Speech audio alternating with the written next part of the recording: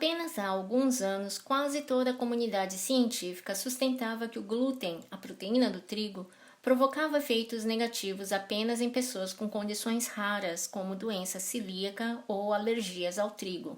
Mas no início de 2013, tornou-se cada vez mais aceito que algumas pessoas não celíacas podem sofrer de sensibilidade ao glúten ou ao trigo. E de fato, um painel de especialistas em consenso agora reconhece oficialmente 3 condições relacionadas ao glúten: alergia ao trigo, doença celíaca e sensibilidade ao glúten.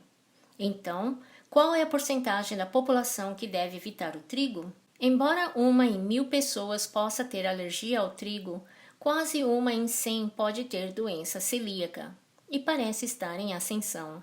Ainda assim, as chances de um americano ser diagnosticado como celíaco é de menos de 1 em 10.000. Quão comum é a sensibilidade ao trigo? Nossa melhor estimativa neste momento é da mesma ordem geral, ligeiramente superior a 1%, mas ainda são potencialmente milhões de pessoas que podem estar sofrendo por anos e poderiam ter sido curados por meios dietéticos simples, porém não foram reconhecidos ou ajudados por profissionais de saúde. Embora a sensibilidade ao glúten continue a ganhar credibilidade médica, ainda não sabemos como funciona ou quanto de glúten pode ser tolerado, se é reversível ou não e quais são as complicações a longo prazo por não aderir à dieta.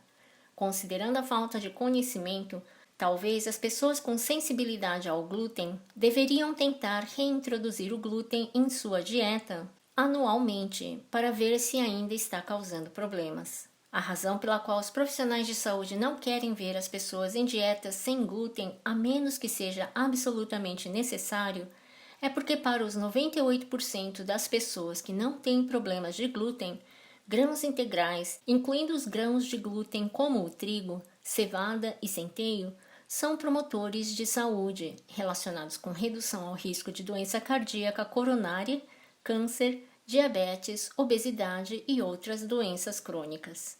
Da mesma forma como algumas pessoas têm alergia ao amendoim, não significa que todos deveriam evitar amendoim.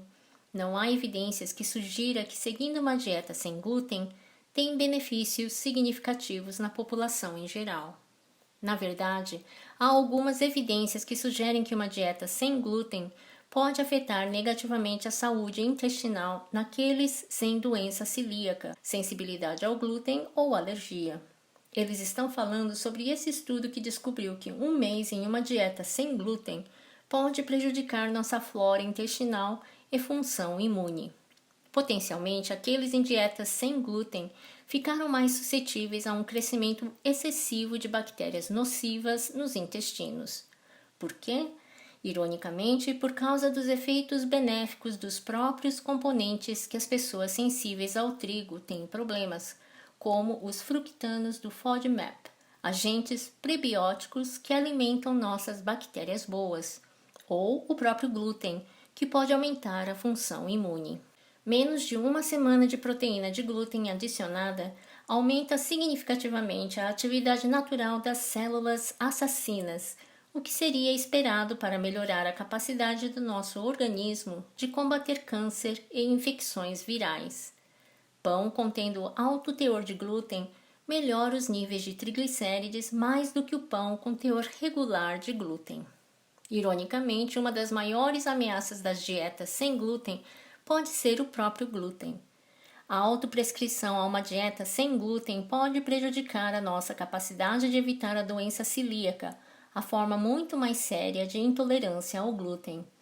A maneira como diagnosticamos celíacos é buscando a inflamação causada por glúten em pacientes celíacos.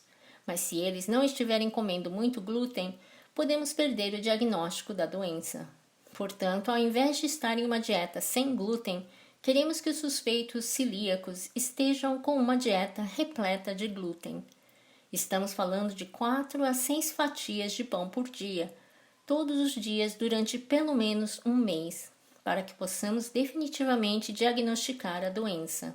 Por que é tão importante obter um diagnóstico formal se você já está em uma dieta sem glúten? Bom, é uma doença genética, assim você sabe que deve testar a família. Mas o mais importante é que muitas pessoas em dietas sem glúten não estão realmente sem glúten. Mesmo 20 partes por milhão podem ser tóxicas para alguém com doença celíaca. Muitas das dietas chamadas sem glúten inadvertidamente ainda comem glúten. Às vezes, há contaminação dos produtos sem glúten. Então, mesmo os alimentos rotulados como, entre aspas, isentos de glúten, podem não ser seguros para pacientes celíacos. É por isso que precisamos saber. A ironia, como publicada no editorial de um jornal médico proeminente, de que muitos pacientes celíacos não conhecem seu diagnóstico, enquanto milhões de não sofredores baniram o glúten de suas vidas. É uma farsa de saúde pública.